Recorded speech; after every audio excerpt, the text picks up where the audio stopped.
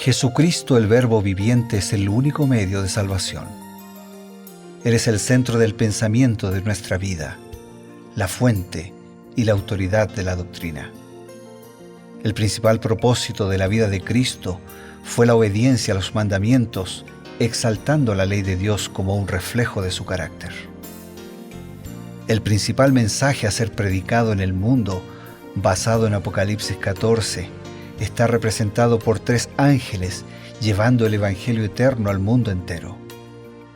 Este mensaje se basa en los encantos inigualables de Cristo y declara que la hora del juicio ha llegado y llama a obedecer los mandamientos de Dios. Mediante su palabra, Dios ha comunicado a los hombres el conocimiento necesario para la salvación. Las Santas Escrituras deben ser aceptadas como dotadas de autoridad absoluta y como revelación infalible de su voluntad. Y aunque el canon de las Escrituras inspiradas está cerrado, el Espíritu Santo continúa iluminando, amonestando y confortando al pueblo de Dios a través del testimonio de Jesús, el Espíritu de profecía.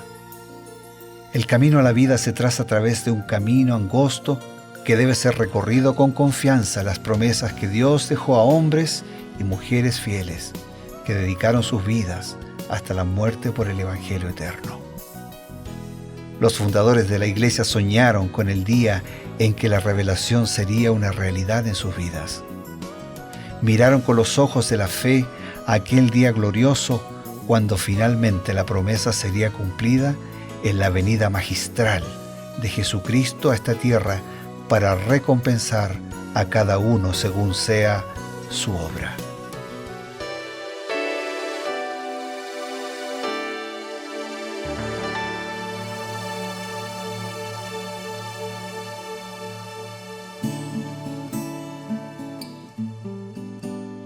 Continuamos nuestra caminata, el recorrido, junto con ustedes, por la palabra de Dios, aquí en Reavivados por su palabra, en el sector titulado Creed en sus profetas. Nos acompaña el pastor Bruno Razo. Es una alegría compartir con usted estos momentos de reflexión. Muchas gracias, Pastor Ever, también lo es para mí, y qué bueno es saber que aunque no los veamos a todos, saber que hay muchos amigos y hermanos que todos los días podemos estar juntos, buscando juntos al Señor. Qué bueno. Nosotros hemos estado haciendo también un recorrido juntamente con nuestros amigos a través del Éxodo. Hemos visto cómo Dios fue conduciendo a su pueblo y después de la promulgación de las leyes, Dios les dijo, tengo un deseo muy grande de habitar de manera permanente con ustedes. Y llegamos a Éxodo 25 justamente, donde Dios le da unas instrucciones especiales a Moisés para construir el santuario. Un edificio que seguramente tenía una importancia vital. ¿Cómo define Elena White la importancia de este edificio? Muy bien, voy a responder esa pregunta con sus palabras, ¿no? Con las palabras del Espíritu de profecía. Dice, en cuanto a la construcción del santuario como morada de Dios, Moisés recibió instrucciones para hacerlo de acuerdo con el modelo de las cosas que estaban en los cielos. El Señor lo llamó al monte y le reveló las cosas celestiales, y el tabernáculo, con todo lo perteneciente a él, fue construido a semejanza de ellas. Es decir, que la construcción del santuario, sí, voy atrás, Dios siempre quiso estar en comunión con sus hijos. Cuando lo creó para la comunidad. Después el pecado nos separó, pero Dios siempre buscó a sus hijos para establecer un vínculo de comunión y de comunidad. Entonces, a través del santuario, de la construcción del santuario, lo que Dios buscó es vivir, morar, habitar con su pueblo. Dar un lugar y un espacio real donde Él se encontrara de manera especial, porque Dios se encuentra con sus hijos todos los días, en cualquier lugar, pero de manera especial en un templo, en un santuario, donde la criatura reconoce, adora a Dios, y donde Dios reconoce a sus criaturas y les ofrece su bendición. Y ese santuario se construyó siguiendo unos planos. Y un modelo, dice, ¿no? Y un modelo. Y los planos y el modelo era una copia del santuario que estaba en el cielo. Interesante. Eso significa que Dios, morando en el cielo, en un espacio, en un ambiente donde se considera como el centro de operaciones de Dios, del universo, ¿no? Dios quería también tener una especie de réplica en la tierra para habitar con su pueblo de manera específica. Eso significa que realmente Dios amaba mucho a ese pueblo. Totalmente. Y la promesa definitiva de Dios, o sea, la esencia de la promesa es: y habitarán conmigo, y yo con ellos, y ellos conmigo. Esa es la esencia. O sea, en el cielo, en la tierra renovada, lo más maravilloso de la eternidad es que podemos estar viviendo, compartiendo, conviviendo con Dios para siempre. Y ahora que el pecado produjo esa separación, Dios no pierde su intención y su propósito. Entonces Él procura, Él busca las maneras y las formas a través de las cuales igual puede estar y vivir en medio de su pueblo. Ahora es interesante que ese edificio, ese lugar donde Dios les pidió a ellos que lo construyeran, a Moisés específicamente, tenía ciertas secciones, tenía algunos compartimentos y dentro del compartimento que era conocido como lugar santísimo, que sería, digamos, como la habitación de Dios, había un mueble específico y aparentemente era el mueble más importante del santuario. Sí, bueno, ese santuario tenía sectores, tenía muebles diferentes, tenía servicios y cultos diferentes, y todo eso, todo, edificio, muebles, servicios, ritual, todo tenía como objetivo mostrar el costo del pecado y el costo de la salvación. El pecado que produce la muerte y la muerte del Hijo de Dios que salda mi deuda de pecado para que yo tenga chance y oportunidad de salvación. Y dentro de todo ese mobiliario que mencionas estaba el arca. Y cuando Elena de White comenta del arca, lo hace de esta manera. El arca del santuario terrenal era una réplica de la verdadera arca del cielo. Allí al lado del arca celestial se mantienen de pie los ángeles vivientes. A cada extremo del arca, cada uno de los cuales cubre el propiciatorio con una de sus alas, elevándolas hacia lo alto, mientras con la otra cubren sus cuerpos en señal de reverencia y de humildad.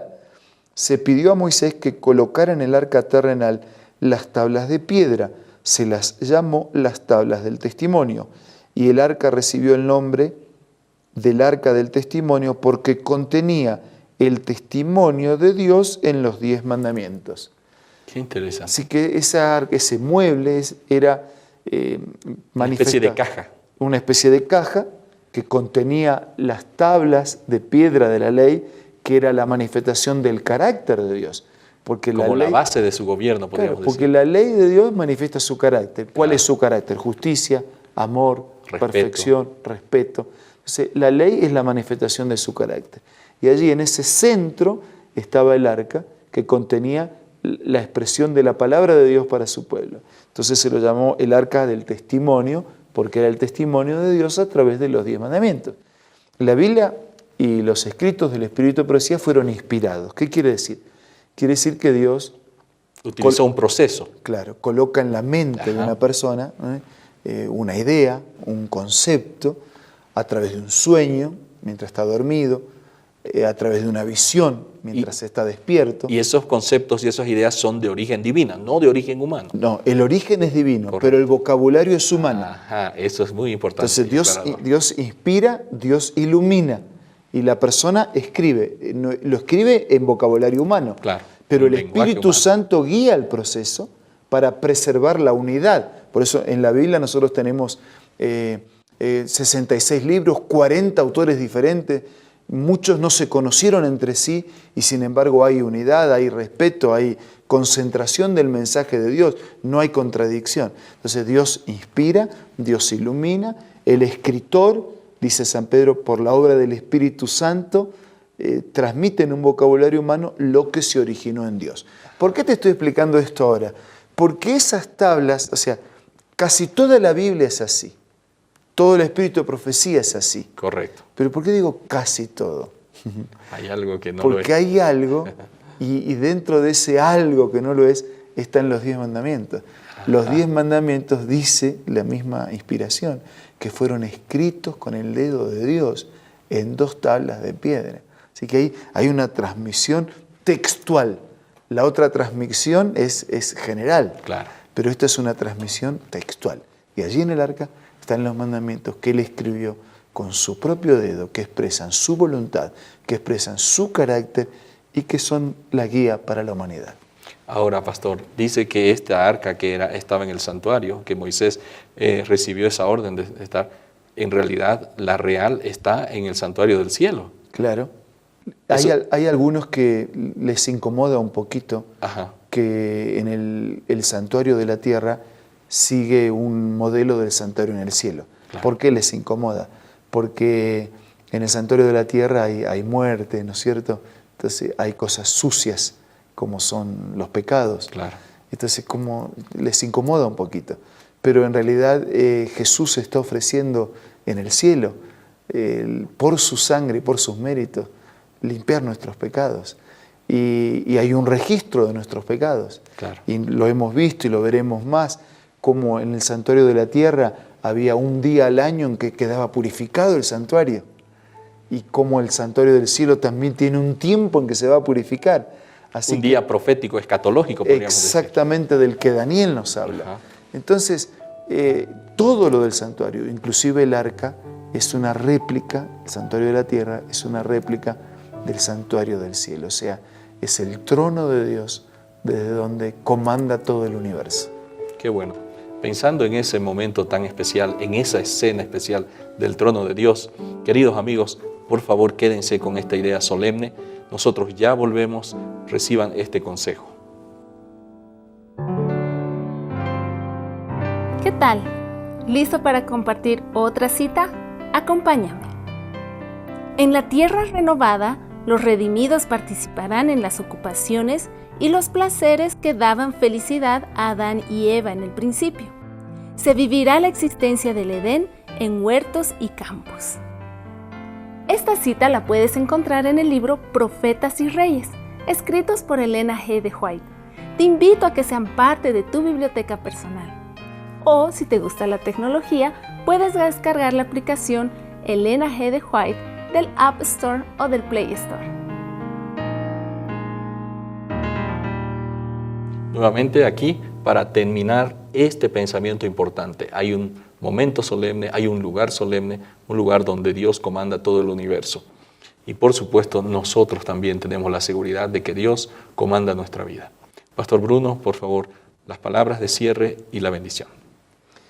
Yo cierro con este concepto del Evangelio. Cuando Jesús estaba pasando y una persona llamada Zaqueo estaba en lo alto de un árbol porque él necesitaba ver a Jesús, pero no podía por sus propias limitaciones. Y dice el registro que Jesús miró hacia arriba, hacia donde estaba Zaqueo, le dijo que descendiera porque es necesario que yo pose en tu casa. Y yo quiero detenerme en ese detalle, porque el original del Nuevo Testamento no significa pasar por la casa, significa posar en la casa, quedarse en la casa. Para eso Dios hizo un santuario. Para eso su vida también es un santuario, donde Dios puede posar. Algunos quieren que Dios pase por la vida, pase, me dé un abrazo, una bendición, me arregle un problemita y siga de largo. Pero Dios quiere posar, quedarse para siempre. Que su corazón sea un santuario donde Dios pueda vivir siempre. Ahora vamos a orar. Señor, queremos que nuestra vida también sea un santuario donde tu palabra, tu voluntad y tu carácter estén siempre presentes. Bendice a todos nuestros amigos y hermanos y danos no solo de tu bendición, sino también de tu espíritu para vivir conforme a tu palabra. Oramos agradecidos en el nombre de Jesús. Amén. Amén. Amigos, tenemos el compromiso de un reencuentro con la palabra de Dios, con el espíritu de profecía, aquí en Reavivados por su palabra a través de Nuevo Tiempo.